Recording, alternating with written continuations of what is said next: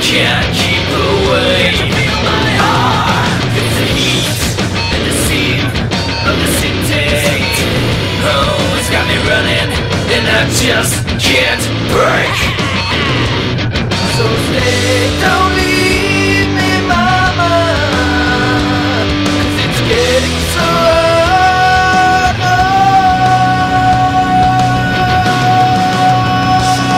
Don't go! No, no, don't go! No, no, no, no, no, no, no, don't go!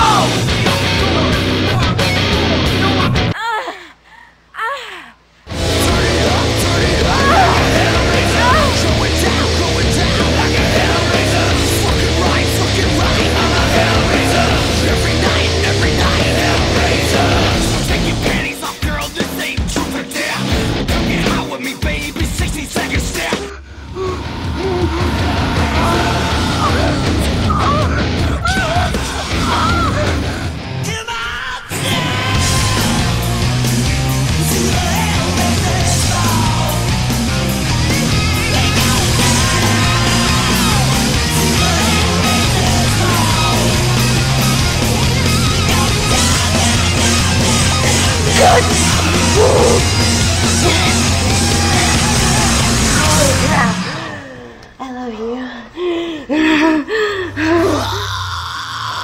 Like a Hellraiser. Yeah, welcome to the Hellraisers Ball, where decadence and depravity are the laws of the land. So strap yourself in, kids. It's going to be a wild ride. Tonight, we have one hell of a show planned for you. Tonight, we'll be featuring lead vocalist David Van Landing, who some of you might know from his work with the Michael Schenker Group, also Tony McAlpine, and a local Tampa Bay-based band called Mannequin. We'll also have a cameo appearance a little bit later on by Christy Blue, who I think is actually texting me right now. And she'll be talking about some of her upcoming shows that she has going on. We'll also be featuring a phone interview with a band out of Los Angeles, California called Rivet, and they're in the Hard Rock Rising contest, and we have some friends of ours right here in the Tampa Bay area that are currently in the Hard Rock Rising contest, and these guys are doing it out there on the West Coast, and we'll be playing some tracks off their upcoming CD that they got. I also want to give a special shout-out to that metal show guy, Joey Bagnato, who was over at the Doro Pest Show this past Friday, February 1st, at the Brass Mug in Tampa, Florida. If you missed the Doro show, that show rocked. We're going to be airing some footage that we got from the show live at the Brass Mug, and also featuring one of the bands that played there along with Doro called Sister Sin. And tonight's show is being brought to you by Sam Ash Music Stores on Tampa, in Tampa, Florida. In Tampa, Hey, Florida. DJ yeah. Slam Durango. Yeah, what?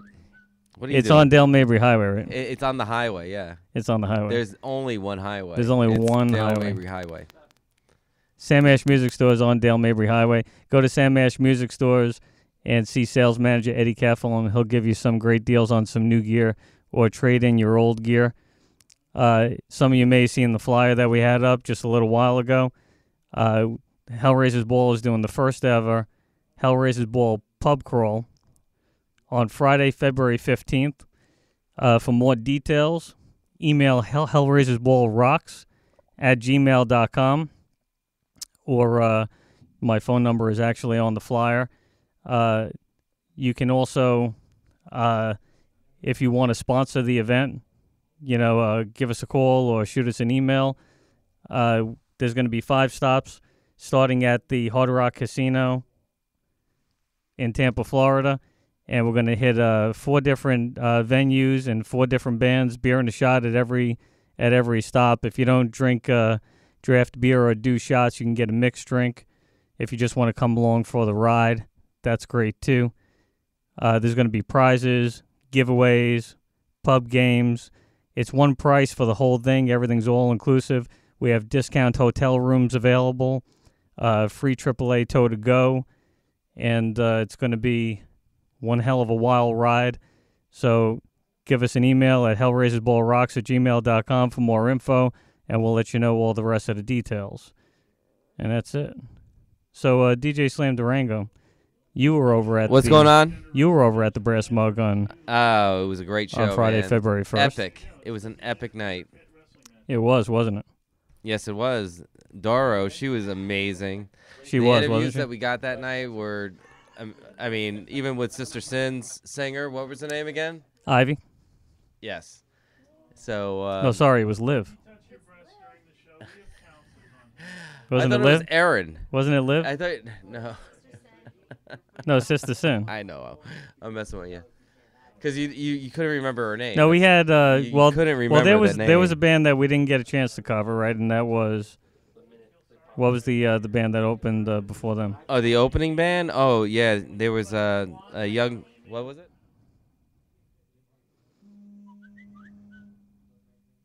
Look Right Penny. Was it Look Right Penny? Yeah, I think. And it then was. there was the David Bowie tribute, correct? Yep. Station to Station. Station to Station. And now there was another band with a chick singer too, right? That we didn't get. Sudden Kingdom. Seven Kingdoms. Oh, that's right. We were in the middle of the interview, which was great. Being in the back of the bus with Doro. Right. Oh, could you imagine? During the time that Seven we were Kingdoms was really on stage, we were had on the tour a- bus with Doro a Pesh. different camera guy, other than myself. Yeah, I think Things I could have we been need at doing least to that beautiful woman. I think we need at least a 2-camera team for the next time. One camera crew just for the interviews and one just to get the footage of the stage. Exactly.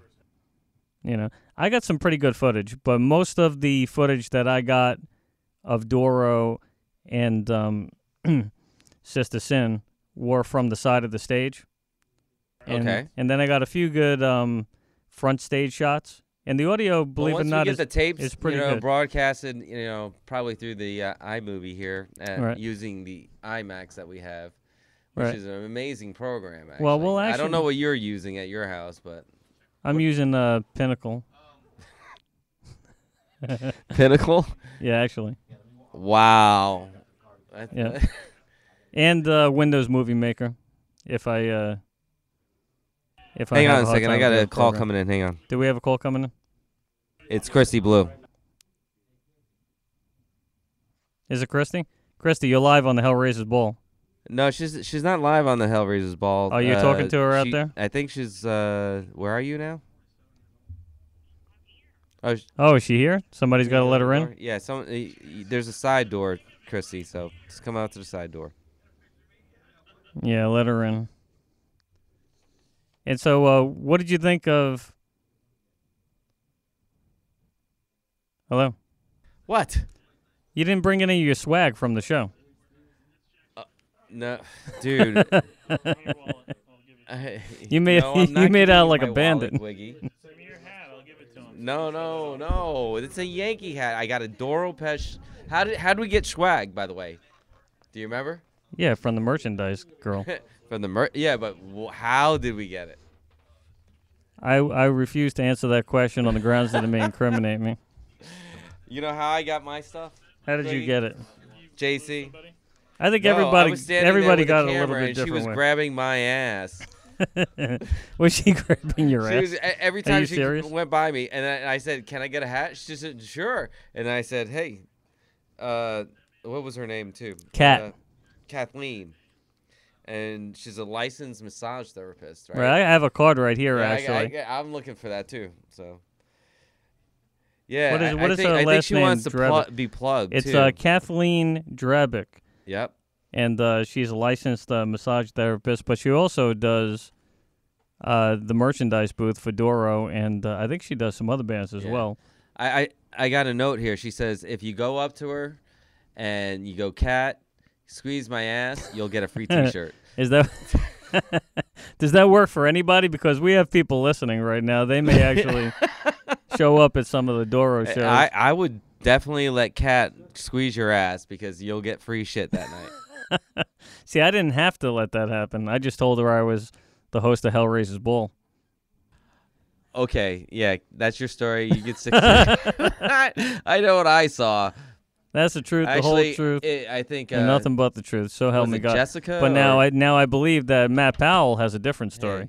and Matt may be calling in a little while. I think so I think we there do was have some- Christy I- Blue here now. Is Chrissy in the studio? Yeah, Christy's here. Okay, why don't we bring her in? She's on her way in. Hey, there she is. Whatever. They're making fun of me out there. Where's your sidekick? You're it. Oh, yeah, sweet. All right. Have a seat right Hi. over here. The headphones are right there. Okay, I wanted to be behind the table. That's awesome. You wanted to be behind the Yeah, table. because I didn't have time to go home and change. Very cool. So I'm in my little sweat deal. For those of you who don't know, we have Christy Blue in the studio. The infamous Christy go. Blue. So Okay, this the is Christy, mine. you have a know, brand new lineup of the Christy Blue Band. I do, yeah. Yeah, and we had you guys on before you actually played your debut show, Yes. correct? Yeah, it's going really good. Momentum's building up really good. I just got a couple of new players, so it's a lot more energetic even than it was, even though it was awesome. There's already an even newer lineup of the new lineup. Newer lineup, yeah. Okay, who do you got in the band now? Kenny Green from Bird Street Players is my new bassist. Okay. And Wayne Shovelin from the Love Dogs is my new drummer. Okay, very cool. Yeah, they're doing a great job. So it's exciting. So And I got a couple of... so tell us about what you got going on, because you got a couple of shows coming up this weekend, right? I do. Friday night at Jimmy's in Largo. Okay. And that is a food drive for Metropolitan Ministries, the Singing for Cereal. So come down there to Jimmy's in Largo. It's 1200 Clearwater Largo Road. We're going to have a collection barrel there, and they really need boxes of cereal donated. They'll take anything, of course, that's canned, but they really are in desperate need of cereal. So if you could bring a box of cereal down there, that would be awesome. Very cool. Yeah. Now, there's a lot of bands that have been doing this thing with the Metropolitan Ministries, correct? The whole Yes. cereal drive Yes.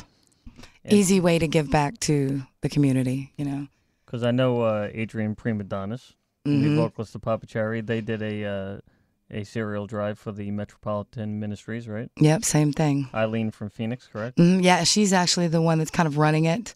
Okay. Yeah, so if any other bands that are listening, watching, want to get involved, it's just an easy way to give something back. You can get her on Facebook, Eileen Humphreys from Phoenix. Very, very cool. Now, if people hear what you're playing this weekend, but they forget, how can they find it? They can go on Facebook, Christy Blue Band, Kristie, Blue Band. That's our Facebook page. It's got all of our dates listed. Very, very cool. Like us, and then you can hear all about our exciting stuff. Awesome. We also got a brand new club this weekend. Cocktails in Newport Richey. Okay, very Excited about that. Newport Richey peeps. I have Now- a bunch now- of peeps out there. I'm now, really this is excited. your first time playing them? Yes. Do you play any other clubs out there in Newport Richey? Not yet, but we're also booked at the Sandbar. We're going to be there next month. And kind of close to there, the Zone in Tarpon, we're going to be doing next month also. Oh, okay, cool. Really excited about that, too. That's awesome. Really excited about all the Newport Richey clubs because, I haven't had too much time playing out there. Very So, I cool. do my karaoke show over there on Wednesdays and Sundays. So That's I right. got a And where's few- that at? That's at Chill Chamber on the corner of Moog Road and 19. Very, very All cool. kinds of promo. Yeah, you just get them plugged all over Yeah, the place. sweet. Right, DJ Slam Durango? Can't get his looky there. attention. I think we got some pictures of your band up here, huh? Yeah, Now these are older pictures? that is all the new guys. Are this all the new guys right here? That's the new drummer there. Oh. Mm-hmm. Now wait a second. For a second, I thought I was looking at Nikki J from Papa Cherry.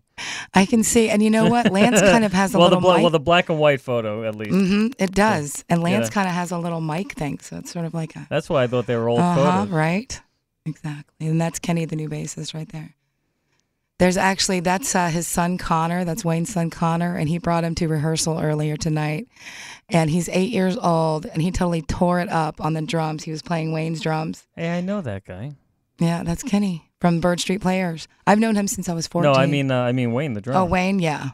Yeah, I've actually met him before. As a matter of fact, I think DJ Slam Durango knows who he is as well.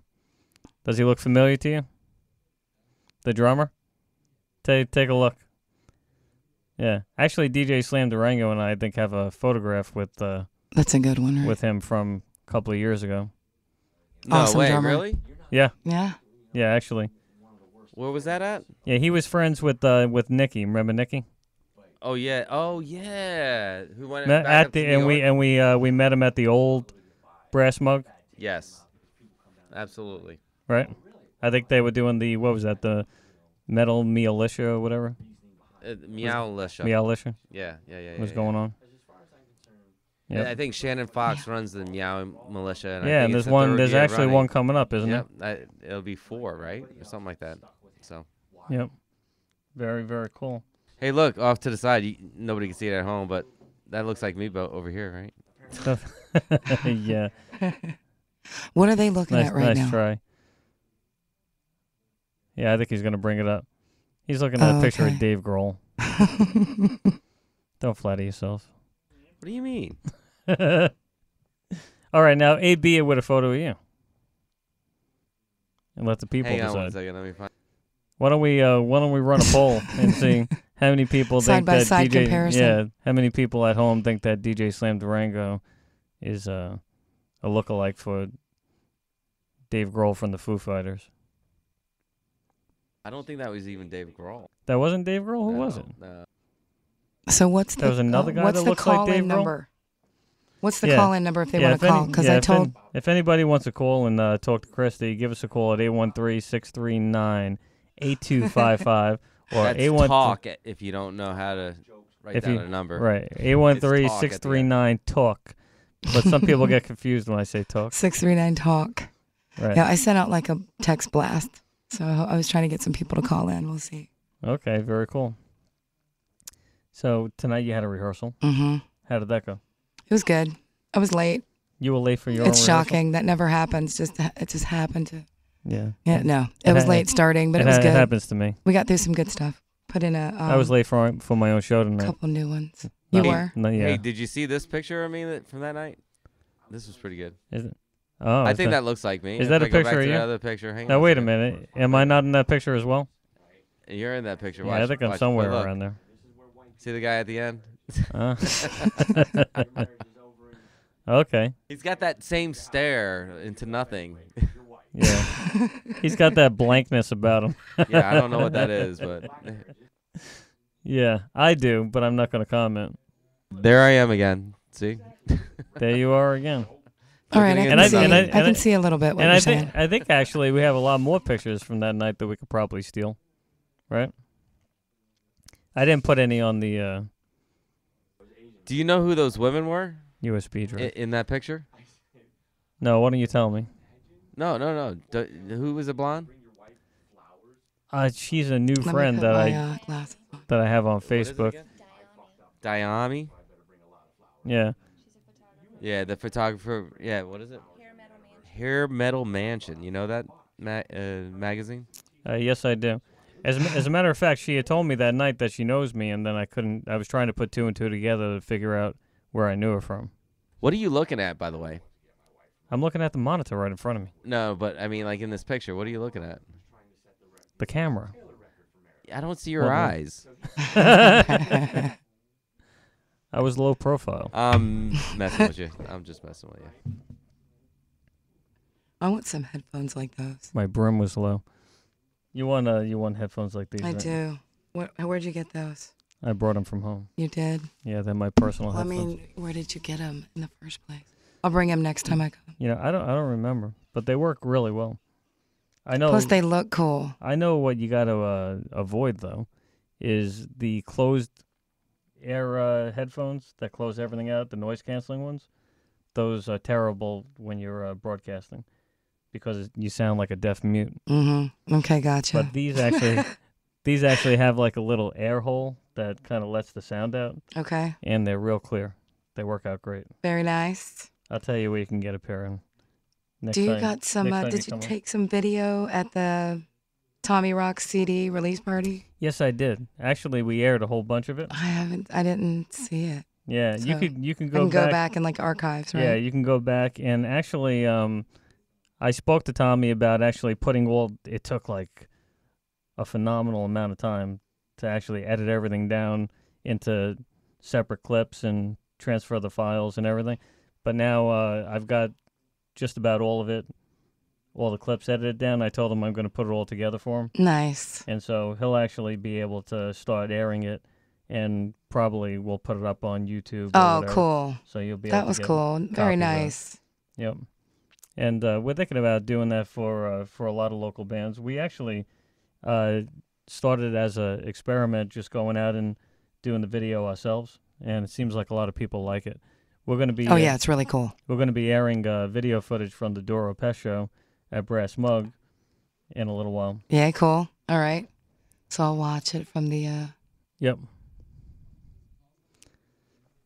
Actually, what time is it? It's 11:12. 11:12. And we got David in the wings here. Yeah, actually, we have about 17 minutes before we actually have to do the interview with a Rivet out of Los Angeles, California. Cool. Yeah, and they were actually in the we have a lot of bands here in Tampa that are in the Hard Rock Rising competition, and they're battling it out to be the winner here, and these guys are doing the Hard Rock Rising competition out in L.A. Oh, cool. So that'll be cool. And they're a kick-ass band. I just got familiar with their music, and we have a couple of MP3s that we're going to play. Cool. And I think you'll like it. It's pretty cool. So all right, look forward to that. actually, DJ Slam Durango, you should have the directions for how to connect with the conference call. We should actually try to connect in the next couple of minutes. Oh, this? Yeah, it's on page 2. All right, so I will let you get So your, tell everybody at home how to find out where you're playing this weekend again. You can go on Facebook, search Christy Blue Band. Well, it's facebook.com/Christy Blue Band, Kristie. Don't forget the cereal drive on Friday. Bring a box of cereal to Jimmy's in Largo. And our first time playing cocktails in Newport Richey. So please get out there too. And I appreciate you so much letting me stop by. Thank you very much for coming in. No problem. I'll see you soon. Okay. Talk to you soon. All right. Thanks a lot. Very cool. DJ Slam Durango. I'm back. You have any problem with, did you try the... I see. I got the information. You got it? Yeah. Okay. Why don't we bring David in? David? Yeah. He's coming in.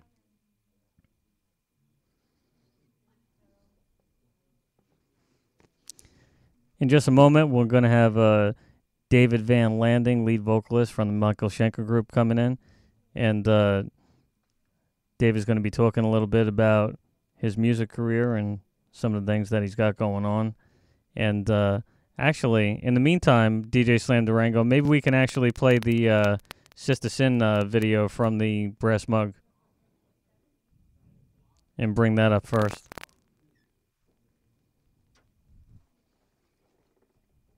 Actually, that's not going to happen. Oh, he's coming in from the other direction here? Very cool. There he is.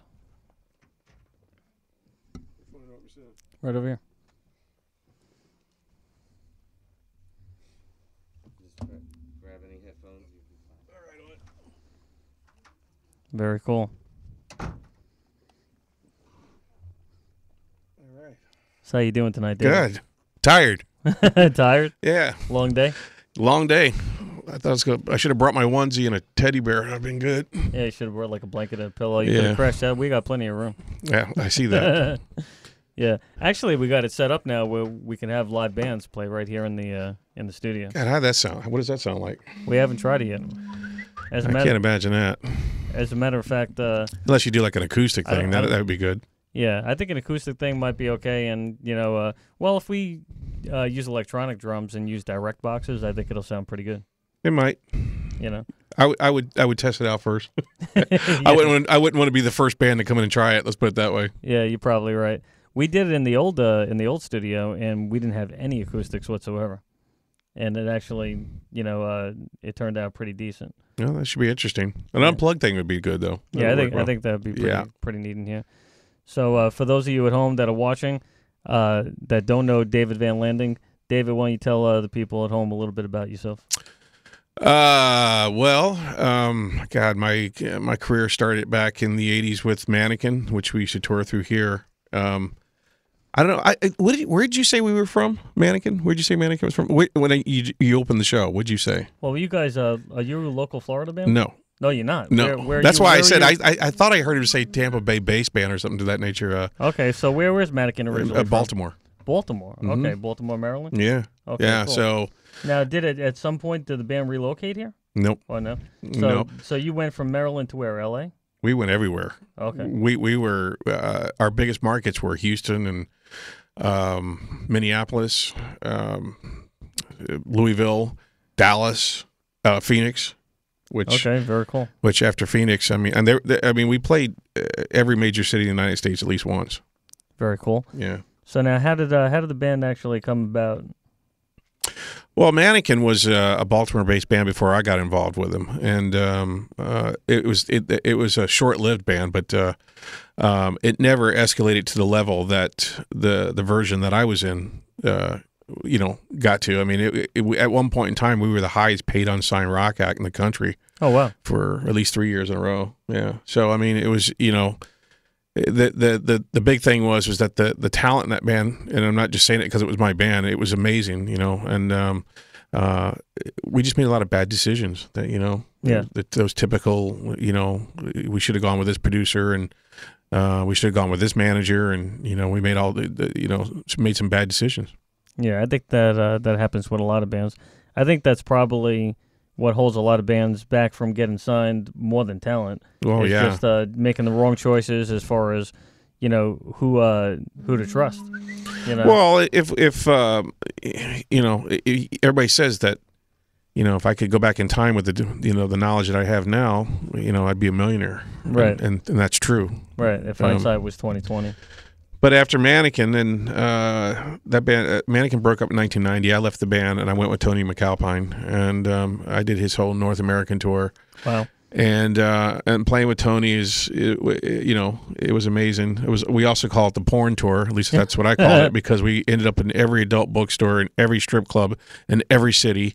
It was great, and then after that, I went to Phoenix. And because I knew eventually I was going to live there, but I went there to go visit some friends, and 2 weeks after I moved there, I met my future ex-wife, and then and she's probably listening, so I had to throw that in there. Sorry, Rhonda. And then I was with I took a break. I started teaching voice because I literally was playing no less than 250 days out of every year since 1984, and you didn't, and another thing you didn't announce at the beginning of the show was, and a lot of people don't know this, but I took Midnight's place on Crimson Glory. Right, that's another thing that I wanted to talk to you about. Yeah. Now, after Midnight departed from Crimson Glory, right, a lot of people know, of course, Wade Black. We've had Wade on the show, but you actually were the vocalist that came in directly between Midnight and Wade. Right. Yeah. Yeah, actually, it was really weird because I remember I flew out here and I auditioned for the band, and John Drennan wanted me to be the singer of the band so bad, and he's like, I want this, but Atlantic Records was really putting the squeeze on him because they just released a Strange and Beautiful album, so they flew me back to Phoenix.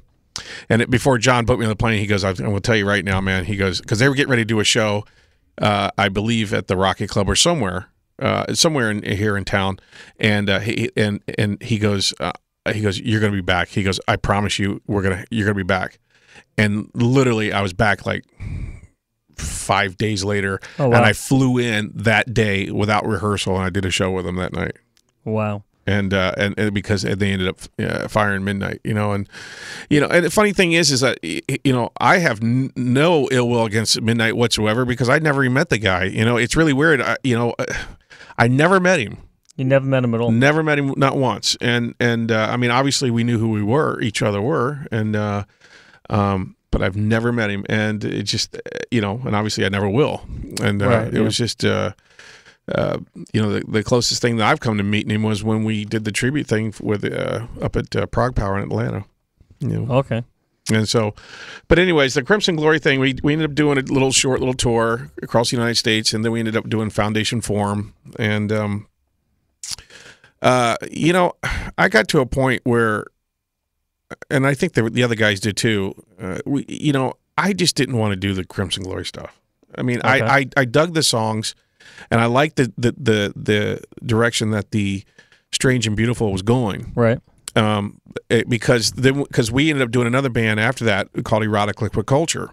Right, and I was reading a little bit about that. Mm-hmm. Yeah, and basically, it's not it's kind of an extension of what Strange and Beautiful was. I think it was a little more funkier and a little more straight ahead rock and roll. And a lot of people compare it to Extreme meets The Cult, meets Guns N' Roses, whatever. I mean, I hate pigeonholing it, but that's basically what it was. So we did this record here in town.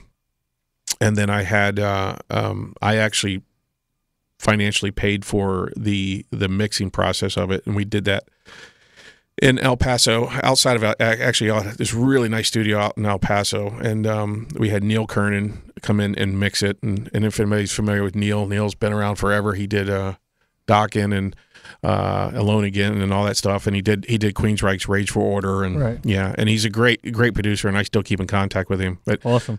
But we did the record, and again, the distance was a factor because I was living in Phoenix, and John and Jeff and Ravi were living here, and I just couldn't. It just flying back and forth. It just got a little monotonous. But I still have the record. People still buy it, and it's a great record. And as one magazine in Europe who heard it said it's the greatest record never heard. Oh wow. So now, do you still have the tracks from that? Yeah, I got it. It's all pressed and done. It's all, I actually, when I was out on tour with Shanker, I actually sold it in merchandising. Yeah. Oh, very cool. Yeah. And so, is there any possibility that it could get a distribution? And people have asked me if I was going to do that or not, and I eventually, I guess I might. People are asking us, why don't we do another record? And there's, if I decided to do Erotic Liquid Culture again, or ELC for short, whatever you want to call it, it wouldn't be with the same lineup. Okay. Because Ravi's doing his own thing. He's doing the Ravi drums thing, and he's in California, and the only person I'd really want to do it with would be Jeff.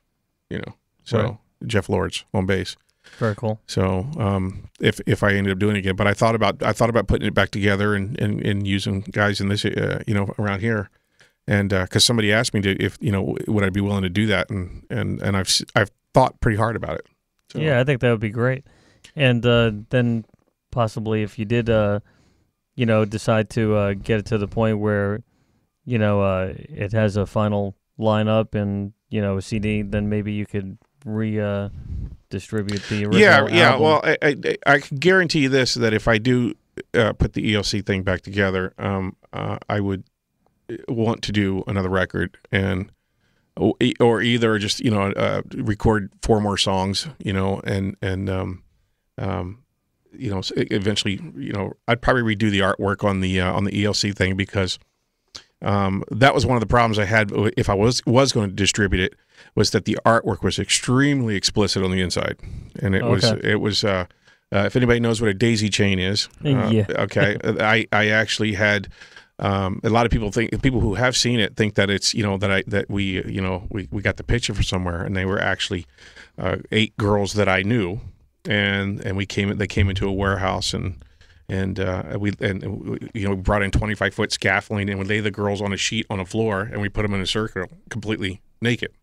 Oh wow. And they're all doing each other, and the funny thing is that there was a couple of them actually doing each other, and that was great. So it was a fun shoot, needless to say. But that was on the inside, and so a lot of some of the stores that we did talk to. So now was the picture an aerial view from the top? Yeah, it was. Yeah, we had 25 feet scaffolding in a big warehouse, and Right. there was a board, and the photographer scooted out on his belly, and snapped the picture, and then we basically just superimposed the picture over a psychedelic background, and Oh, how cool. but but again, that people think that's some of the greatest artwork we've ever had. So, it was fun. I got a picture of me laying in the middle of them. And it was just eight friends, and they were troopers. All the girls, and they did it for absolutely nothing. They did it for me for free. So Very cool. yeah, you got to love them. Is there any possibility that when we have you back, we can hear some of the material? Yeah, I can. Yeah, I'll bring the record in. Yeah, I'll bring you one, and yeah, definitely. I mean, I still think it's a great record. I personally, I would like to go if I re-released it again. I would like to redo it. Kind of like just go back in and modernize it, remaster it. Just I think I would like to redo the drums too. You know, we were just talking about this recently, just a couple of weeks ago. That's a lot of thing. That's a big thing that a lot of people overlook. Is the mastering process when it comes to making a record. Well, the mastering part of it was for the record was great because I did it at Masterworks out in California, and I mean I literally walked in as they're walking out. They just finished the whole Tom Petty box set there, So the same guy who did that was doing ours, and I mean that part of it was great. What the part that bothers me now is the drums, just the way they sound, and well, you could beef them up a little bit. I would just like to redo them. Redo them completely? Yeah, I would like to have. I would love to have Robbie come back in and actually just redo them. And he's always telling me that just give him the splits, and he said he can do it, and eventually maybe I might do that. So not a bad idea. Yeah. I love the record, and a lot of people out there do, but there's so many people who haven't heard it. Yeah, I know. I for one would love to hear it. I'll bring one in I'll come back in next week, right? Yeah, next week would be great. Right. And so Crimson Glory, Tony McAlpine. And then after Tony McAlpine, after Crimson Glory, it wasn't long. That's when Michael Schenker came knocking, and wow. and the way that all worked out. The way I ended up in MSG was when how do I put this? I don't know if anybody remembers that there was a radio station a long time ago called Z-Rock. Yeah, I remember. A lot of people don't remember that, and it was a great station. It was just very heavy and everything. Well, they had one in Phoenix. Well, Z-Rock and a local recording studio, Phase 4 Studios in Phoenix, were doing this joining thing where they were trying to find the best band in Arizona. Well, a friend of mine who now works for Fender, he sent in a tape without me knowing, and Erotic Liquid Culture won out of thousands. I guess they went through like 3,000 tapes, and out of that, and we won. Now the big stink about that was because the rest of the guys were from Florida, and I lived in Phoenix, and the band wasn't even in Arizona, but we still ended up winning. So with that being said, the recording studio. That's how I knew that. Well, Michael was in there rehearsing, and Michael had been flying in singers from all these places, Chicago, across in Europe and everything, and they couldn't find the singer. And John, the owner of the Phase 4 Studios in Arizona, said, "Hey, look, I got the guy right here." And what happened was that. John gave me Michael's manager's number. I called her up, and she was the biggest bitch you could ever imagine on the planet. She just chewed me up and down. She goes, "I don't know how you got this number. We're not looking for a singer, blah, blah, blah." Did she have someone else in mind? Is that what it was all about? No, what happened was that she's just so protective of Michael that basically I hung the phone up. I called up John, the studio owner of the studio, and I said, "Look, I don't need this crap." And he's like, "Hang on." And literally 15 minutes later, she called me back, and she was apologizing. And she's like, "We're just trying to, we don't want this to become a public thing and everything." I go, I understand that, but the bottom line is when I call you up and say, "Hey, I've been referred to you from the owner of the studio that you're rehearsing in," I think you're showing him a little bit of disrespect. And she, absolutely, and that's what I told her. And so needless to say, her and I butted heads for a while. But, yeah, I can see that. But I end up, I end up learning, 5 or 6 songs. One of them is this. As a matter of fact, the song that got me the gig is the song that you said that you think you were going to play tonight, and I didn't know if that you were the video you're going to play. I don't know if you're actually going to show that tonight or is that next week? No, we're going to show it tonight, and then next week we'll show a bunch more stuff. Okay. Yeah. So it was Assault Attack. Now, Assault Attack is the song that you were referring to, right? Right. Now the video I found on YouTube was live in Japan. Right. In 1997. Is that the right one? Yeah, that's the one that's in Tokyo. Yeah. And that's the song that got me the gig, as far as I'm concerned. I mean, there may have been a couple of things because I had to sing the Scorpion stuff, and that particular tour was, not to go into great length, was Michael Schenker's 25th anniversary story, or Michael Schenker story, and I basically had to sing every one song off of every one of his records from the beginning of his career.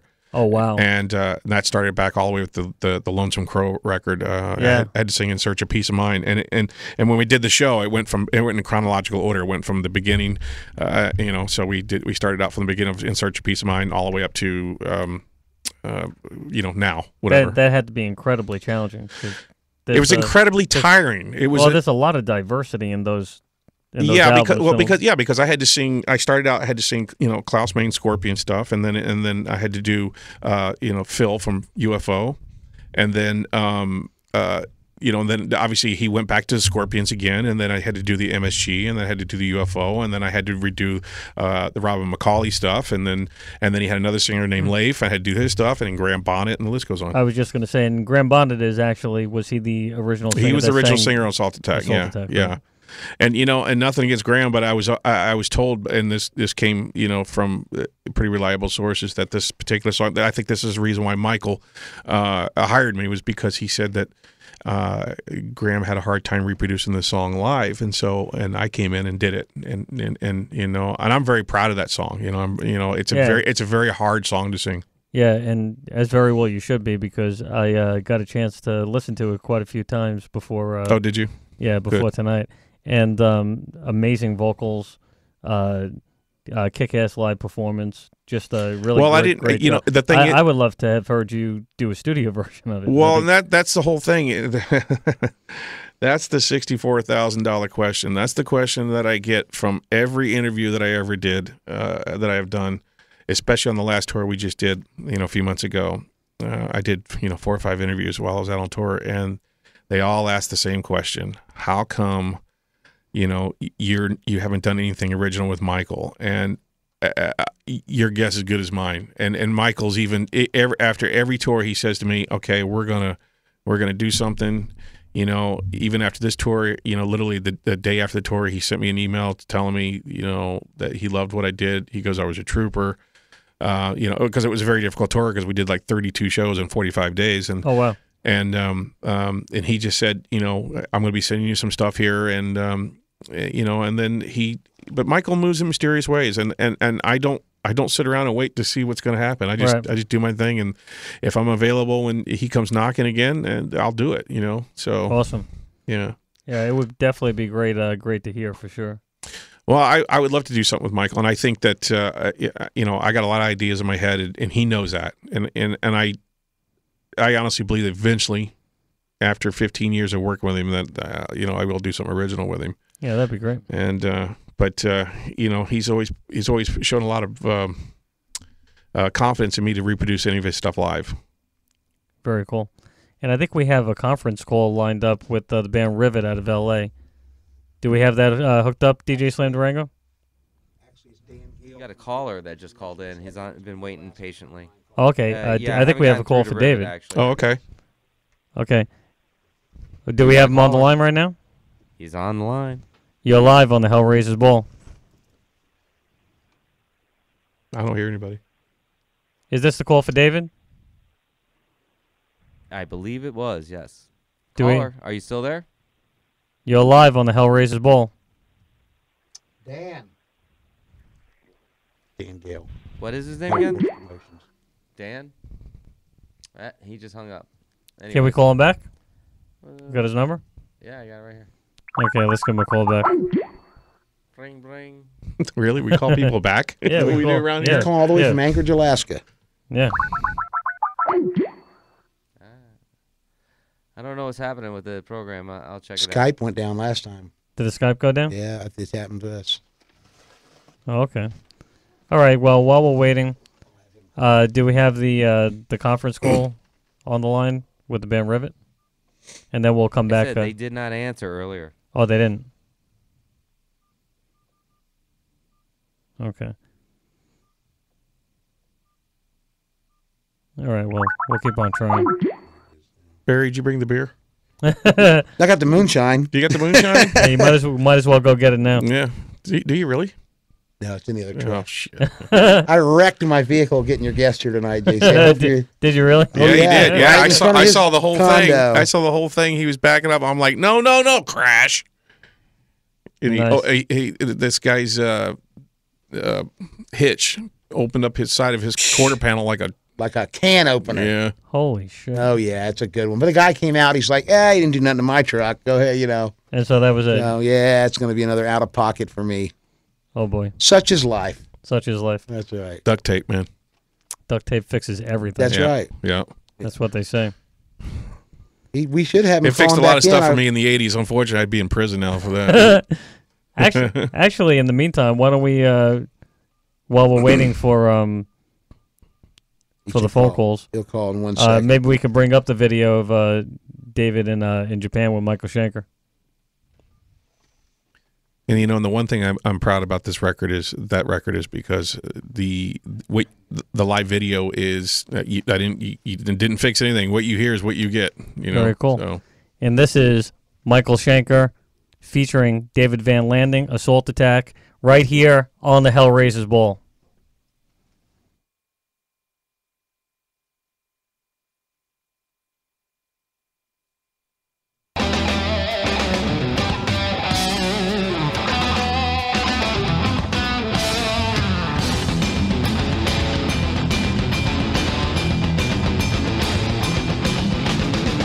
You put me down, that's what I say. I hit the ground and you kick me in the head. Ain't that a strange thing for you to do? I'll never get it now, together we will do. I don't need this, you know that. I'm on the way to go to get up on my bed. You better keep me just the way you may. You better stick around and get up on the way. Why did you want me? You did not know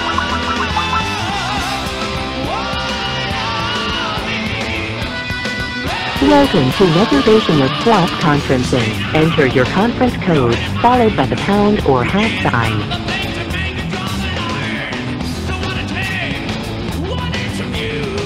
Yeah, how much more of this would I try to do? Why did you want me? You did not know why me.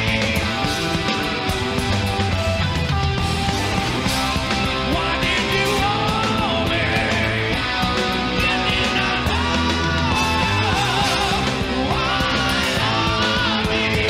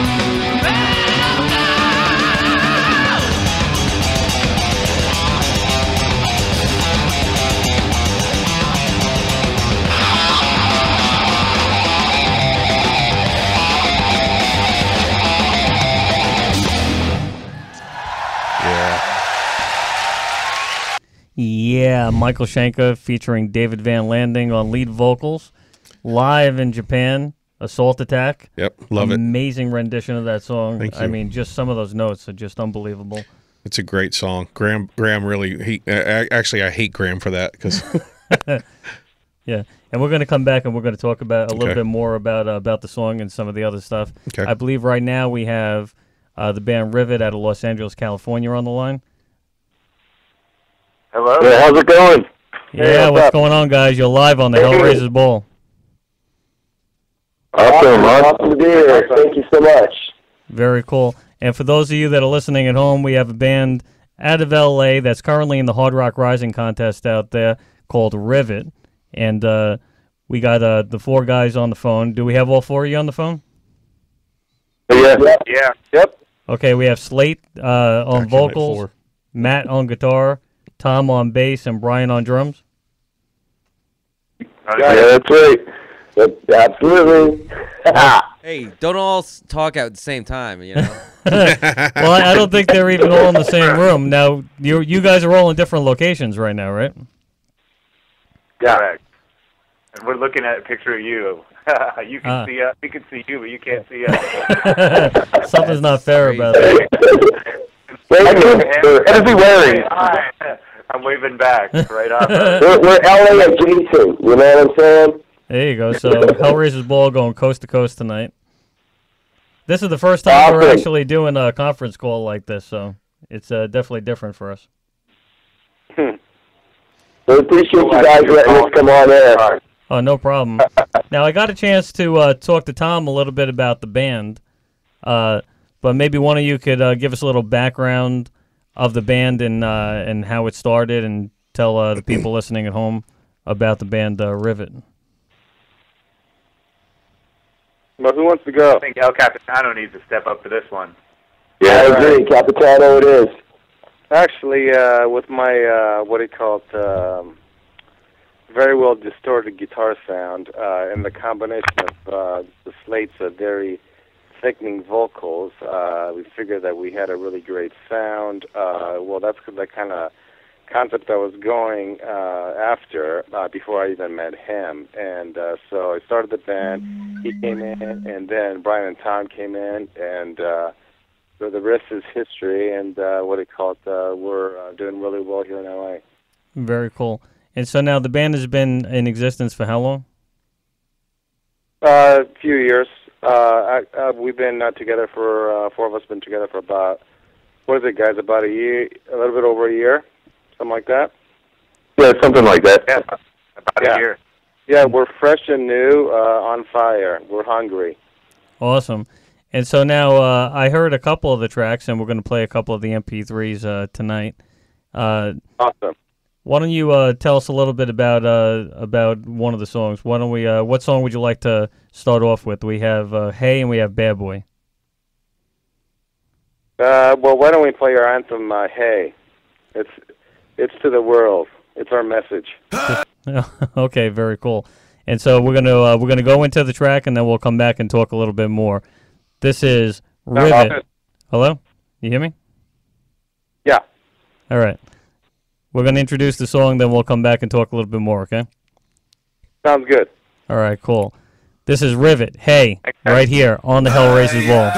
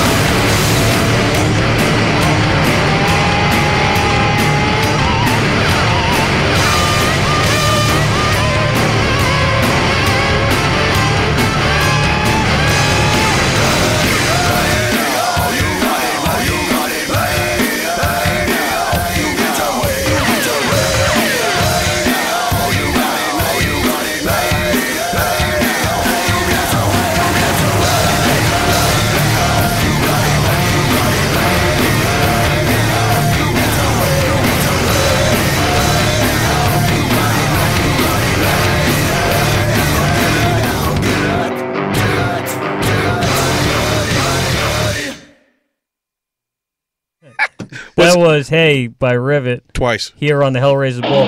Guys, is that the way the song is supposed to sound?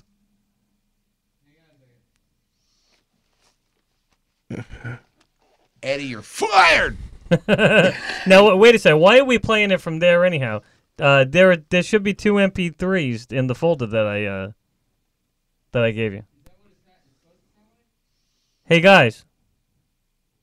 And we lost him. Did we lose him? Okay, actually, why don't you play it from the file, and let's see if it's. Well, let's. I like to ask them if that's the way it's supposed to sound. Well, we could hear it right now, guys. Are you still out there? I can hear him. I can't hear him. Can you hear him? Eddie No. can hear him. Quit hogging the band.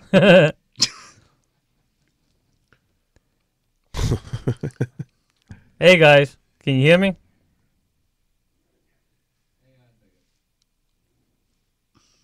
Yeah, bring up the folder.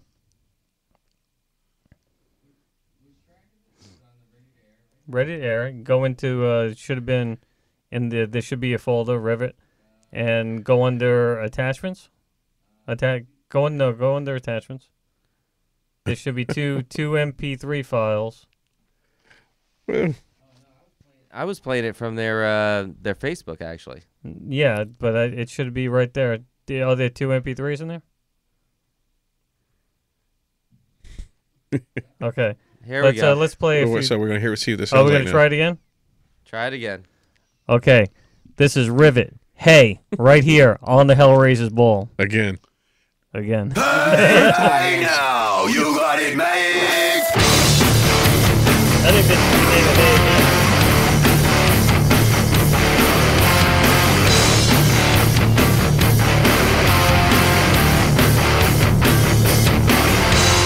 Swimming on through the streets of Dude. You know you're always ready. Your confidence and what you exude.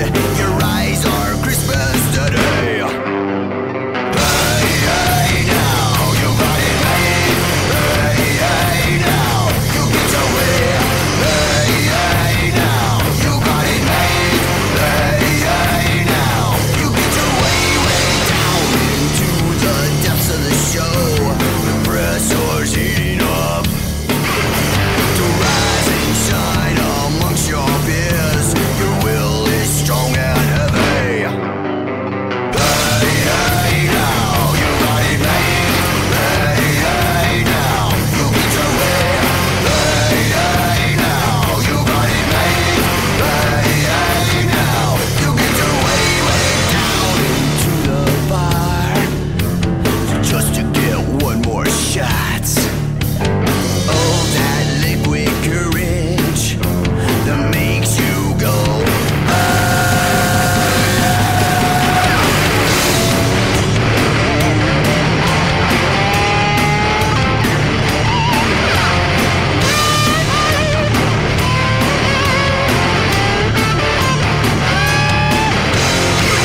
Hey, hey, now, you got it made. Hey, hey, now, you get your way. Hey, hey, now, you got it made. Hey, hey, now, you get your way. Hey, hey, now, you got it made. Hey, hey, now, you get your way. Hey, hey, now, you got it made. Hey, hey, now, get it. Hey, hey.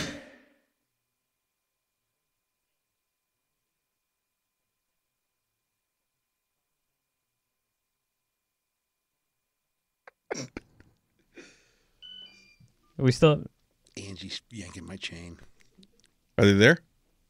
Are you out there? Is anybody out there? We can't hear them though. I can barely hear you.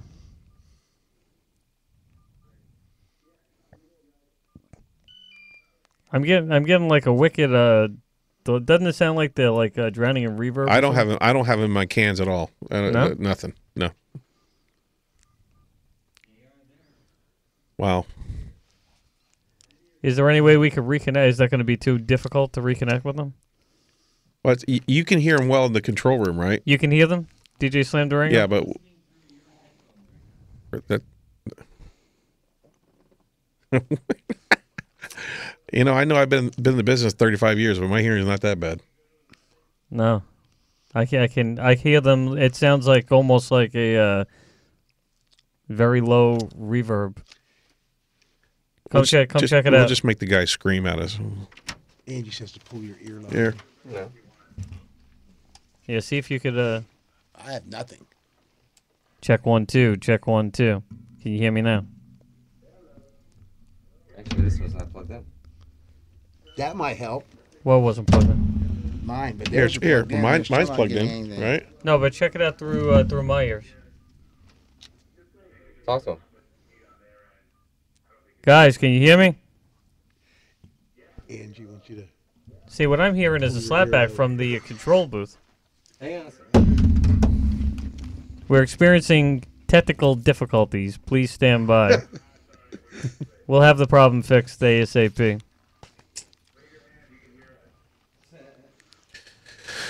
Oh, yeah.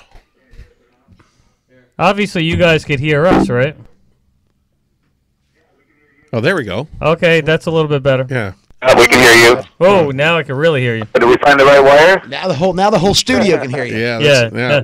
Yep. Now I got you. Eddie figured it out, man. So, did you hear the track? All right. Good job. So did you guys? Yeah, it came through fine. Now the first time it played, somehow or another, it was playing twice, right? Yeah. Did you guys hear that with the slapback on it? Yeah, it came through fine. Yeah, the first time it played. Yeah, but it's okay the second time. Yeah. Okay. Yeah. What did you think of the first time? Because literally, the song got played 3 times. Yeah, literally, the song was played like piggybacked on top of each other. No extra charge. Yeah. Yeah. I'm hearing a delay. I think maybe somebody has their computer on. No, I think what happened was somebody hit a button and then somebody hit another button at the same time. There is somebody listening right now and talking on their phone and listening to the computer. So they need to turn down, whoever's got the computer out of the 4 guys need to turn it down. Ah. Oh, okay, over there. You I got mine on. Okay, if any one of you guys... messing it up again, dude? Radio read. Hey, man, I'm always in trouble. Yeah. Can't take you anywhere. Musicians. That's true. God. Is he threatening us? Yeah, if any one of you guys has your computer or radio on or whatever, make sure that you turn it all the way down while we're having the conversation. Or at least while we're playing. Yeah, no problem. Yep. Okay. Yeah, that's probably what was happening because That was weird, man.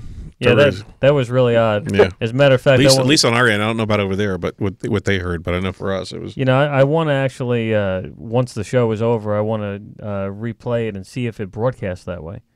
Okay. Because there's a distinct possibility that it didn't. It just sounded. It was. I was listening. Oh, it did. It's all good. It did broadcast that way. Like looking into the mirror, and there's a mirror behind you. Okay. Okay. It was kind of cool though. It gave us inspiration. For all kinds it of was different like concepts. it was like the remix. You know what I Might mean? be the one to get some signed. You never know. Yeah. All we you never know. need now is some glow sticks and some E. We're good to go, man. Yeah, maybe we can actually. Yeah, look for Vivid at a rave near you. Big Yeah. producer on don't remix Ecstasy might hard heard rock. that. That's and thinks just it's the wrong. coolest thing he ever heard. Yeah, that's it. We'll have to isolate that track and make an MP3 out of it. The Hellraiser remix. And you could have the Hellraisers Ball remix of Hey. Hey. Call it- Hey. Got it right here on mini disc for you. There you go. So, hey, guys, let me ask you a question. This is David Van Landing. I want to ask you because I used to play in the LA market a long time ago, back in the '80s. Sorry to hear that. Yeah, trust me, man. I beat the streets like everybody else, but it was fun. It was the days when we could have sex without a condom. It freaking rocked. But what I wanted to ask you is what's it like that? What's that? What did he say? I didn't hear what he said. Anyway, let me ask you this: Is the market still the same way out there? Like, do you have to pay to play out there still? Is that still a common thing, or is it? You know what I'm saying? Because back in the '80s, we had to pay to play, and I don't know if that's Well, still. if you want to play a very what do you call it, established large venue, yes, it's a substantial amount. So they still do that. Yeah, Yes. of course. That's going on all over the strip. More than ever. I have no idea how many bands actually tolerate that or whatever, how the business is itself is generating the cash flow. But yeah, I mean, it's still on the Strip. Now you guys don't have to do that now, right? I'm hoping. No, luckily, we get what do you call it? Very good gigs, to circulate around LA, and then we even get what do you call the prime cancellation slots due to knowing these club owners. The things, they what do you call it? Give us these nice opportunities, and we do good. So what do you call it? They're confident that that what do you call it? We'll basically pack the place and this and that. So we have a good following, and we're a new band, but we're very happy with what's going on right now. That's cool. That's Very good. cool. Yeah, we just played out there. We did the Key Club over in October. We played there, and I hadn't played there prior to that. I think I played there when it was what was it? Billboard Live? Is that what it was for a while? And then Right, and then before that, I think it was Gazzari's, if I'm not mistaken. yeah, and I played it when it was Gazzari's too. So Gazzari was the character, all right. Yeah. So what is Gazzari's called now? It was called Billboard Live after Gazzari's, and then now it's called the Key Club. Oh, okay. And it's right up the street from the Roxy, and we used to play the Roxy we used to sell out the Roxy all the time. It was, back in the day, but yeah, this whole pay to play crap, I can't stand it. That's the reason why I asked, because I just think that's just so BS. Because the clubs are making money. You bring people in, they sell booze. That goes on here too, though. Oh yeah. And then that's something that I definitely don't agree with. I don't think the bands should have to sell tickets in order to get an opening slot or something like that. I think that's just crappy. Yeah, because they're making money. The clubs make money by people come in and people buy alcohol. They're making money, but it was just a big racket. But it's cool that these guys don't have to do that. Yeah, that is awesome. So now you guys. A lot of people go ahead. kind of avoid those places nowadays too. I mean, the way that I've seen. This is Tom, by the way. Yeah, the way that I've seen that the trend is going is people are kind of going outside of the Strip now. They're playing a lot of I guess what you would call quote unquote dives, and just small promoters just come up and say, hey, you know what? As long as you can sell beer, I'll let you play. Well, and that's the way it should be. We played a bunch of clubs off the Strip. I don't know how old you guys are, what you remember, but like the Country Club when that was open, the Waters Club. I'm trying to think of some of the other clubs that are off. The Whiskey was on the Strip. You're talking Right. Country Club and Reseda Water Club in San Pedro, correct?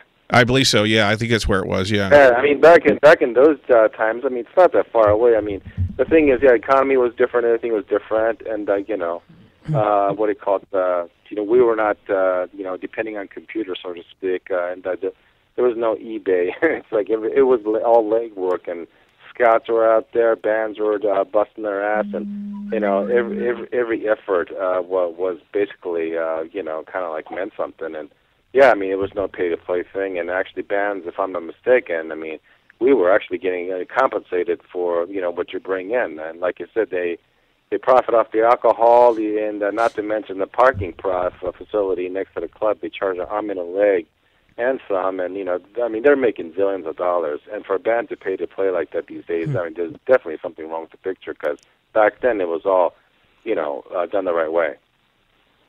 But they kind of had us, by the balls, because you want to play, you know what I mean? Of course, and you want to get out there. And you're right. Back then, we didn't have the forms of promoting ourselves like we do now. It was basically walk around the Strip with your hair done, your makeup on, your freaking 80s garb, and hand out flyers. Yeah, and you just basically slept yourself around. And fortunately, Mannequin didn't have to do a lot of that because we were touring constantly. But I had a lot of friends. The Poison guys were doing it. People that I've known for a long time. They all did it, and it sucked. When we did have to do it, it sucked. And nowadays we have Facebook. We got I don't even know if MySpace is even still around, because I don't don't use yeah, it. But MySpace. Yeah, they got a brand new one now. do they really? Oh, okay. Web really opened things up for a lot of bands. I think the internet has put the power in the hands of the musicians now, because now Well, there is so many other avenues. say goodbye to the labels, because they're gone, man. That's right. You know, because of the internet. I mean, it's all about the internet, and and hopefully these guys are utilizing it to the best they can. Well, Because there's a plus side to it, but there's also a downside to the fact that the labels are going away too. Yeah.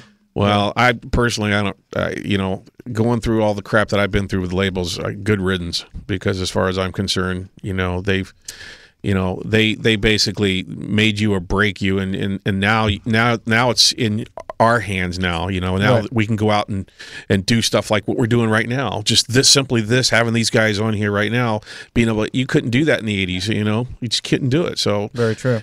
I think this is great. Ignorance attached to the labels, What's they that? have a lot of corporate ignorance attached to the labels because because of the way they handle the bands and stuff. It's really Well, it's really back biased. then the label decided what the public would hear, and they put their money into artist development, so they had a lot to say in the what the song sounded like and who wrote the songs and everything else. And so now you have a lot more artists that are in control over the finished product. So you get to actually hear the music in a lot more of its pure raw form than you did before. Do you think that's true, David? Well, yeah. Let me ask these guys something. Hey, are you guys dealing with record labels, anything major at all? I mean, or are you guys doing it on your own? Right now, we're currently doing it on our own, but of course, we're looking to get signed to a label, get somebody to kind of distribute us and help with the promotions, because a lot of our promotion is like grassroots. We're still handing out flyers. We're using everything that we possibly can to make sure that people can hear our music and just kind of know that the rock scene isn't dead, and that we want to be at the forefront of it. Well, Cool. yeah, and the thing is like here's my take on. I'm sorry, I'm taking over your show here, man. But Go ahead. the thing is that my take was I just look at the industry. And once again, I don't know how old you guys are, and I'm not saying that I'm 100 years old, but what I'm looking at is that the industry is nothing now the way it used to be, and the record labels had such power and they had such control, and they would tell you which song you could release. They would they did it to sabotage. Yeah. Yeah, this is exactly the point that I was just trying to make, is that they had so much control over the direction of the band, the development of the band, what songs got picked for the record, what the band looked like, where they played, how they played. So those days are kind of gone now. Thank God. Thank God we had bands like Pearl Jam that broke the mold.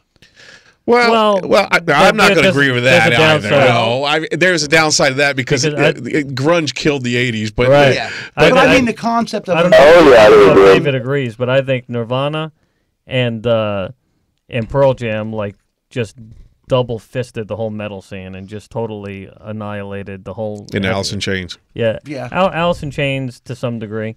Yeah. Too, but those two bands in particular, I think all the heavy metal departments closed down. Yeah. There were no A&R people looking for hard rock and metal bands anymore. A lot of really great bands lost their record contracts. Due to the whole grunge explosion. Here's the thing. Everything, all good things come to an end. It's going to happen, okay? And people look back at the 80s now and they go, oh, my God, look at the hair, look at the outfits and everything. And I, to a certain extent, I agree. I was one of them. Everything has to change. The thing is that I'm glad that the record industry changed. Now, if you look at it now, though, the downside of what's going on in the music industry now is that, record labels gave you tour support. You know what I mean? They gave you money to go out and be on the road for 10 months out of the year and everything. Now you don't have that anymore. You have to do it all yourself. Absolutely. And then the other thing is you don't sell records anymore. You sell singles. You sell MP3s. So people don't buy about the song now. Yeah, it's like people buy the song that they like. They don't buy a whole record. They don't buy a whole physical thing. So that's the other downside of this. Or streaming now. Yeah, Sometimes they don't even have to download the damn song. They could just go on to one of these premium sites like Rhapsody or Spotify or Slacker Radio, and if they're paying $10 a month, they can actually stream the song on demand, as if they had it on their computer. Yeah. And so that's another thing that I think changed the industry. Now you guys have actually have a new record coming out, correct? We're in the work on some new material right now. Looking to maybe release something in the fall. But yeah, again, it's we don't like going out and playing songs unless they're 100% tight, because like you were just saying, with the way the industry is, you're selling singles, so every song that we go to play, it's got to be a hit. Right. Are you guys kind of our focus. Are you guys putting your singles on? I mean, are you doing it like you putting them out there to be not only to be heard but to be sold? I mean, are you guys like using like TuneCore or or anything like that? Because I mean, nowadays, like I said, you're in complete control. You know what I mean? It's just you can buy promotion. You could buy everything. You could do it yourself. You're your own record label, and that's. And that's the way the industry's gone. And so the way I look at it is take full advantage of it. I mean, I actually took the erotic liquid culture stuff, and for a brief time, I had it on iTunes. I had it on Rhapsody. I had it on Amazon. I had it on everything you could get it on at one point. Cool. And it was selling. The thing is that the only reason why I didn't sell better is because people didn't know it was there, because right. I didn't go the distance, and I sometimes regret that. So I don't know if you guys are doing anything like that, but anything you selling anything that helps with any just right. Throw it out there, because like you said, it's not like you have to put together 10 songs and put out a whole record. You just put out a good tight song and throw it out there and let people buy it. Right. That's the best part about being independent, is because you can get it all back for yourself. Because there is no such thing as like album rock anymore. Like very few people, like David said, buy a complete record. A lot of people go out and they just look for the single that they like. And that's a shame. It really is. That I mean, but unfortunately, that's just where the industry's gone. Yeah, and to some degree, maybe it will make a comeback, because I think everything comes back around. And if bands start putting out, albums that are structured in a way where people want to listen to the whole album, or like songs kind of tie into each other, like a lot of bands back in the day, and still are putting out concept records and stuff. Maybe there'll be a trend that'll come back. The 80s to some degree are starting to make a comeback. I guess. Yeah. And so I'm not going to be a part of it, I tell you. now you guys have another single that we have over here called Bad Boy, correct? Yeah, lady. Now tell us a little bit about the song. Well, who's the bad boy of the band here? Oh, fine. This is Flake. Yeah, Bad Boy is pretty much self-explanatory, man. Just says about, how we all work, including you three right there, and I hate it when you're single. If you're single now, you're probably still acting the same way in the middle of the night. It's just basically, having fun with your girl. Okay, very cool. So let's go to the track, and then we'll come back, and we'll close out the interview. Okay. This is Ribbon, Bad Boy, on the Hellraisers Ball.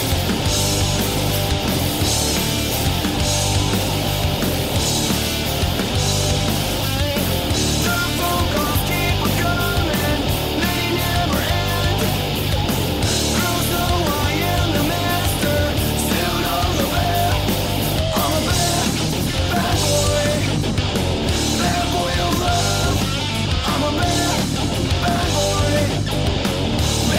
of love.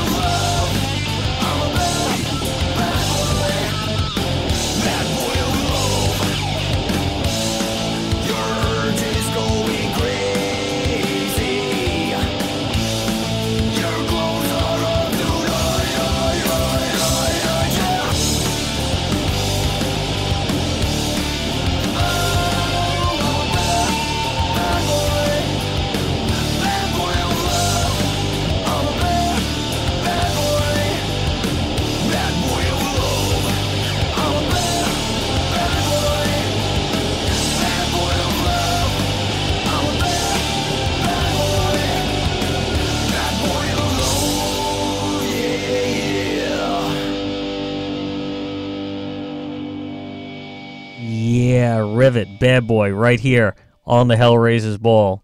Kick-ass track, guys.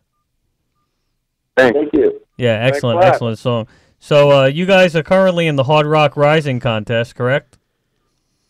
Yeah, that's fair. So why don't you tell people how they could vote for you? Go ahead, Tom. All right. Well, yeah. I mean, basically, what they can do is, the easy way is to go to Hard Rock. I think it's hardrockhollywoodboulevard.com, and once you go there, it's there'll be a link there that says Hard Rock Rising, a little blue one on the front of the Facebook there, and you click on there, and then you just search for us in the what's it called? You can search by download. Yeah, you just search for the download.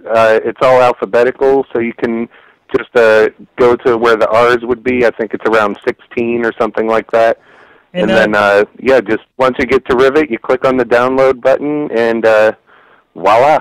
And that's one vote for us and closer to realizing our dreams. There you go. Now, the way people Hey, vote let me is just going- add to that, Go ahead. Brian, the drummer. It's also really easy. If you're just in Facebook, all you have to do is type in the search window on Facebook, Hard Rock Rising, and it takes you right to it. That's what and then I if you was just search by number of downloads, Rivet is actually currently in 3rd place, so we should be right near the top. Okay. With your help, with your listeners, maybe you guys can push us up to 2nd or even 1st place. Yeah, that so thanks, you that guys. sounded a little easier the way he just said it. So. Yeah, that's what I was just Yeah. going to suggest, because I'm looking at the link that we have here, and it's facebook.com Hard Rock Cafe Hollywood Boulevard. So basically, if they just go on to Facebook and type in Hard Rock Cafe Hollywood Boulevard, that should bring it up, correct? Exactly, real quick. Right. And then we're 3rd from the top, sorted by downloads. Very Everybody should try and do that right now. cool. Yeah. Yeah, we're great. If you guys need to call in, All we'll be right, I'll see you guys later. I'm going to go do that right now. Well, for those of you that are listening at home, if you have your computer on, bring up your Facebook account, and type in Hard Rock Cafe Hollywood Boulevard and download the song. You can do it. Now, which song are they going to be downloading? The song is Hey. And, just wanted to mention that if you're outside of the Los Angeles area, you can still download it, but the votes aren't going to count towards the Hollywood Hard Rock Rising. So, Okay. If you know anybody who's in the Los Angeles area, please say, hey, Uncle Charlie, please vote for Rivet. They're the coolest band in the world. They need your help. Well, it's like I was telling Tom on the phone. We do have a lot of people that live here in the Tampa Bay area that also spend time out in California and know a lot of people out in the Los Angeles area. Mm-hmm. So there's a good possibility we can get it out to people out there in LA and get you guys a lot more votes. And of course, turn you on to a whole new market out here in Tampa Bay as well. So for people That'd who be great. I would love to play out there. yeah, that would be awesome to have you guys come here and rock out with us. We got a lot of great venues and a lot of great bands that would love to play with you. And the women are hot too. Oh yeah, the women are hot. And they're not looking at your wallet. I'm there. They're I'm looking there. at your Let's package, go. man. They don't look at your wallet out here. Bill, bad boy. The sun. There you go. Yeah. That's We why, got- that's, we why got I our moved, own- that's why I moved here, man. Is that why you moved here? No, I just moved here because I just like the weather. That's a Hey, one other thing I'd like to just throw out there to your listeners, if you just want to check us out, we do have our own little domain name, and it takes you to our Facebook page, but it's really easy. It's just rivetdestroys.com. All one word, rivetdestroys.com. That's badass. And now you guys are also on Reverb Nation, correct? Oh, yeah. Okay, very cool. All right, guys, I want to thank you for calling in. And I encourage everyone out there that's listening to the show and everyone that's going to be listening to it, because believe it or not, we get a lot more hits even on the rebroadcast than we do on the live show. So what I'll do is I'll post tonight's show on your personal websites, and you can share it with everyone you know out there. Perfect. Great. Hey, thanks so much for having us. so much. It's a pleasure. No problem. Great. Hey, just vote for Rivet. It'll make a world of difference. Every person counts. And keep us posted on what's going on from time to time, and we'll have you on the show. Let us know how it goes with the contest. Yeah, I feel like I want to know how they do. Yeah, I'm Yeah. curious too. So you guys hit me up on Facebook, will you? So I know what's going on. That's the only way I know how to communicate. Absolutely, that'd be awesome. I call it sit on my Facebook. Yeah, just send it over, message over to me that you're Rivet, and I'll accept it. Yeah, that's David Van Landing. I'd love to have it. Yeah. All right. Right on, David. Thanks, guys. You guys are awesome. All right. Thanks again, guys. You guys keep on rocking. Thanks a lot. Okay, you're Thanks a welcome. lot. All right, peace out. Take All care. right, peace. Bye. Yeah, that was Rivet, a kick-ass alternative metal band. I liked it. They're pretty good, right? Yeah, I liked it. I mean, I'm not going to just sit here and say it, just to say it. I liked it. So Yeah, I thought it was pretty good. yeah, Very cool. And I know that we definitely do have a few people that live here in Tampa Bay that also live in California. A lot of bi-coastal people. Yeah, there really are. Yeah. Bi-coastal people. That has a certain Really? connotation Some to it. bi-coastal people. But, Hey. now, we were talking a little bit earlier about the Doro Pet show over at the Brass Mug, and David was there. Mm-hmm. And so what did you think of the show? I actually enjoyed it more than I thought I was going to be flat out honest. Same thing with me. I thought I was going to just be like, oh, come on, really, But the thing about Dora is that and of course I appreciate this, and I know her fans appreciate this. I totally dug the idea that she sat out there and signed every autograph and did every picture and I'm the same way. I'll do the same thing. When we went to Japan, it was crazy because the Japanese, they're in your hotel lobby, they're there when you get off the plane and everything, and I'll sign everything, and that's the way it should be. Yeah. And here's also a word of advice to all the other musicians out there. Okay, this is the God's honest truth. When you sign an autograph, if you come big enough and you can sign autographs, make it legible. It's not an autograph and you can't read it. Yeah. God, I just hate that, And anyways, I'll get off my soapbox now. No, that is true. At least make it look like somewhat, Just make it legible. I mean, that's what people don't. There's no reason why you should get someone's autograph and walk away 5 minutes later after you looked and go, who was that? Unless you're Prince and then you just sign a symbol. Right? Yeah. Yeah. No, but Doro actually signed this shirt I have on, and a couple of just about everyone in the band. I should take some pictures. Well, it's funny because being in this business as long as I've been in, that's the first time I've met her. And but obviously we know a lot of the same people. I mean, and because we're friends. Obviously, she knows Michael, and she's worked with Michael and Uli, and so.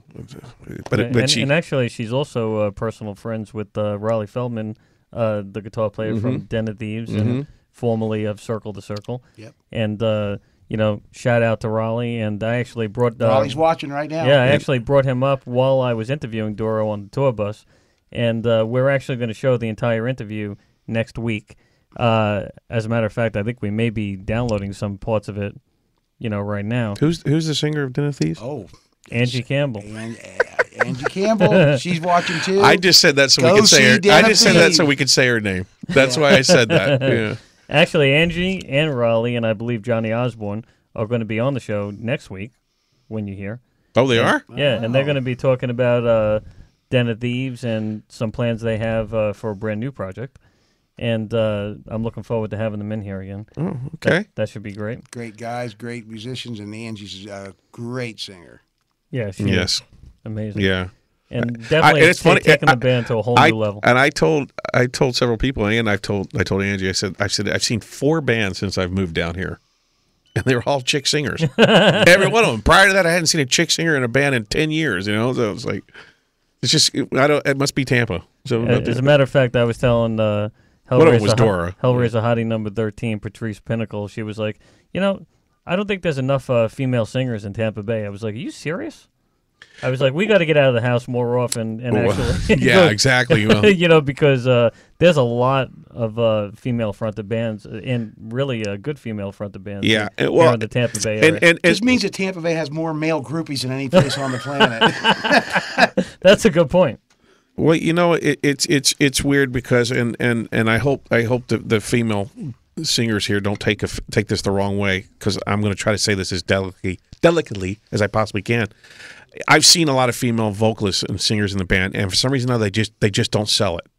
But the ones I've seen thus far in this town, especially Angie, she sells it, man. She does. She sells it. And I can, again, I can honestly say that, and I enjoy it, and I dig it, But I've seen some female singers, I'm just like, really? No, not so much. I was her #1 groupie, but I think I'm getting edged out by over here. Yeah. I think I've been kicked to the curb. Barry's getting edged out. Yeah, getting kicked to the curb. Scoring brownie points here, man. Ting, ting, ting, ting.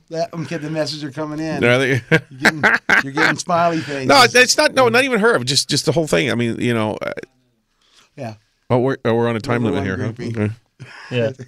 Yeah. So no. Anyway, but it's just kind of ironic that the bands I've seen here, the 4 bands I've seen have all been, but Dora was one of them. So why don't we actually show a little teaser footage of what's coming next week? Because next week we're going to play more of the show from the Brass Mug, and a lot of the interviews that were taken on the tour bus with Doro and backstage over at the Brass Mug with Sister Sin and some of the other musicians that were there. Do we have it queued up? This is Doro, I Rule the Ruins, live at the Brass Mug in Tampa, Florida.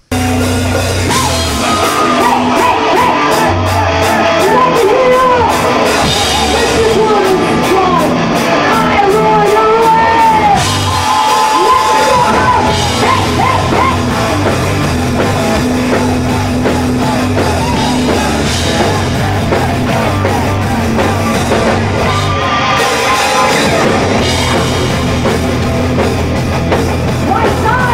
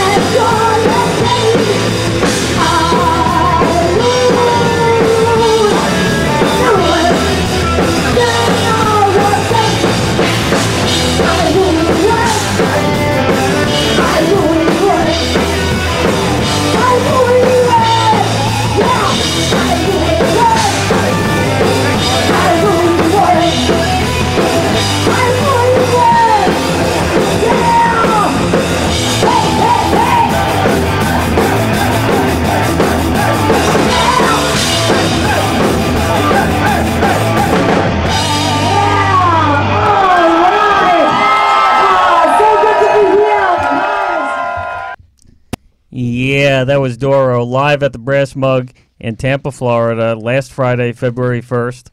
I ruled the ruins, and she ruled the night. I have was to say great, that. man. She really kicked ass.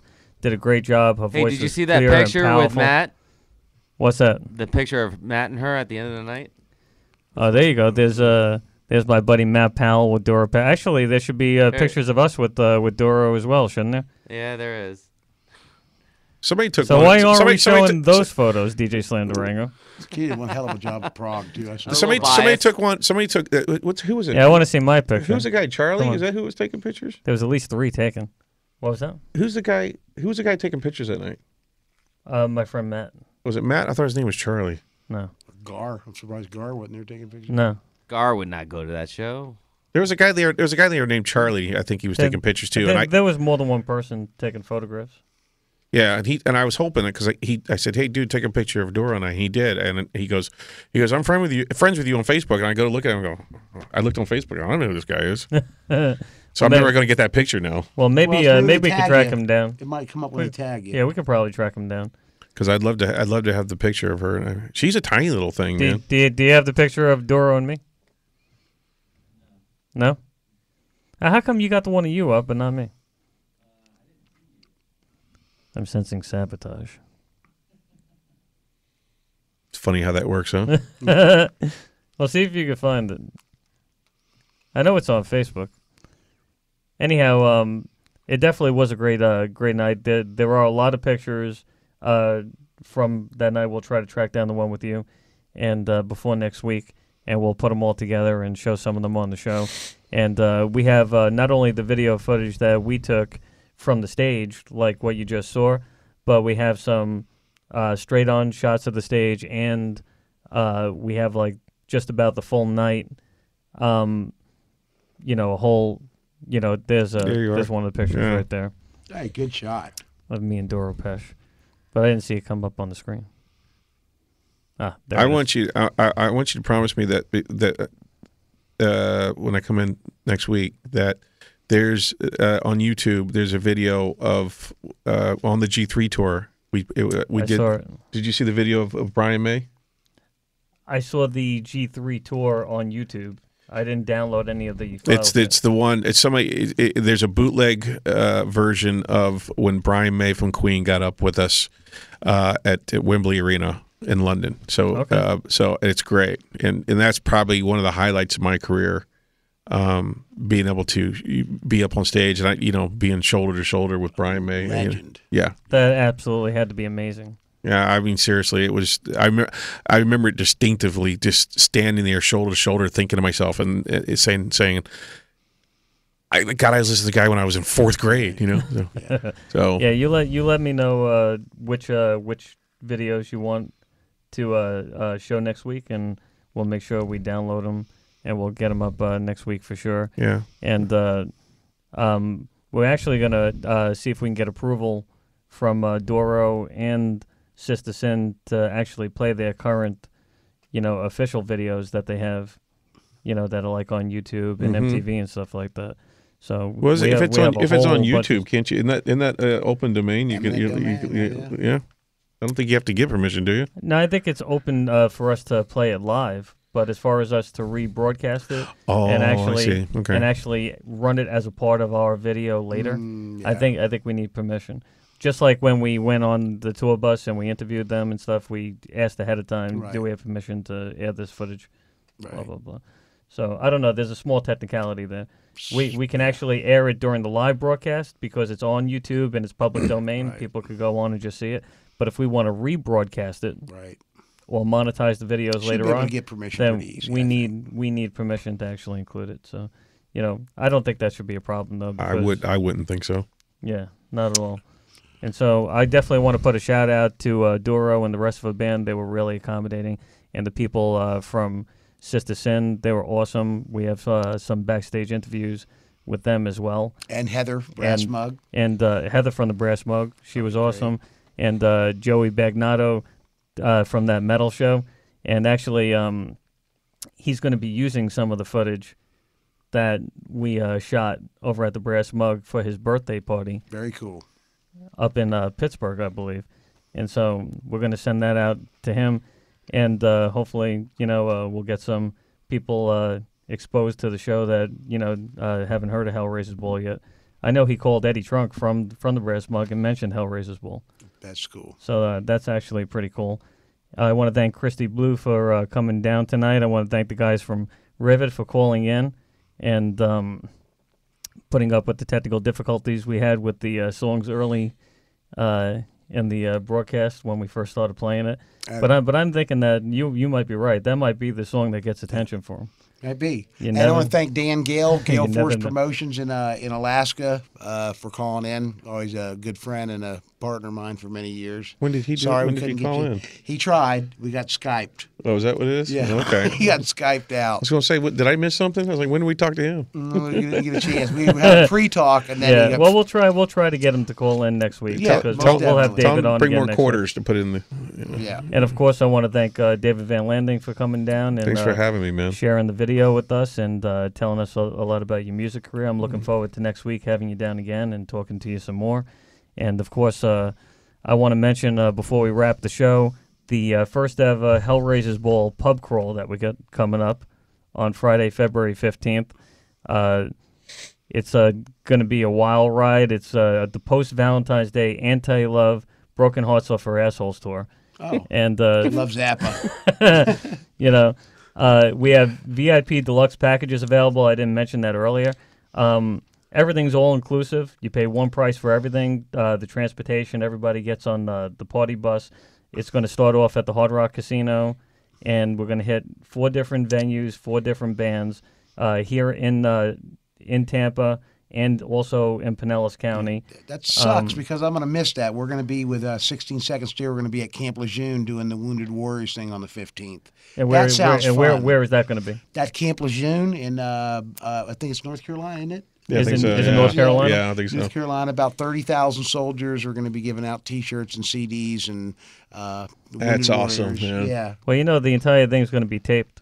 Oh yeah. They're doing a big media blitz for Tim and 16 Seconds Stare, and we're going to be doing a USO tour. No, this year. the pub crawl also. Oh, cool. We're actually going to tape the entire thing for DVD and rebroadcast.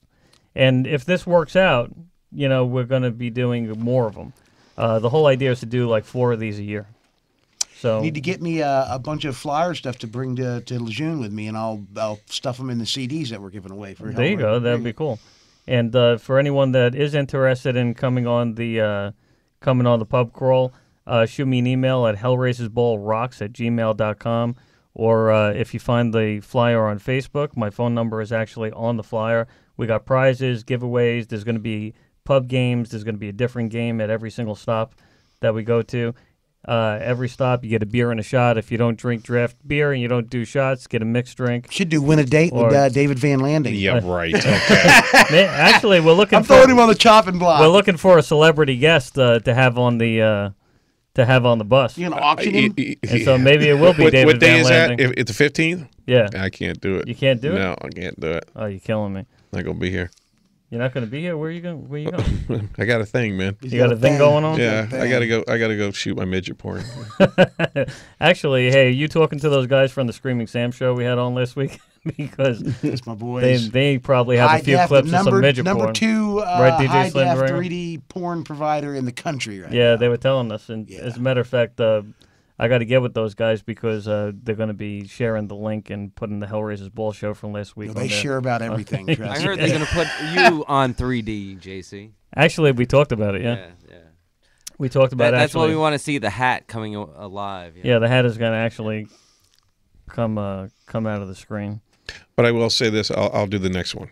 You'll do the next one? I'll do the next one. Yeah, you guys, I'd be happy to do that. Nothing like to be around a bunch of drunks all night. Well, it's going to be a lot of really great people. It's going to be a lot of great music.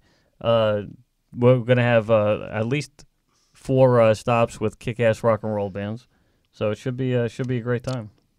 Sorry, I'm going to miss it. Sounds good to me, and I'll have to drive. It doesn't matter to me. As long as I'm not driving a bus, I'm good. Well, we got to get someone to volunteer to drive the bus too.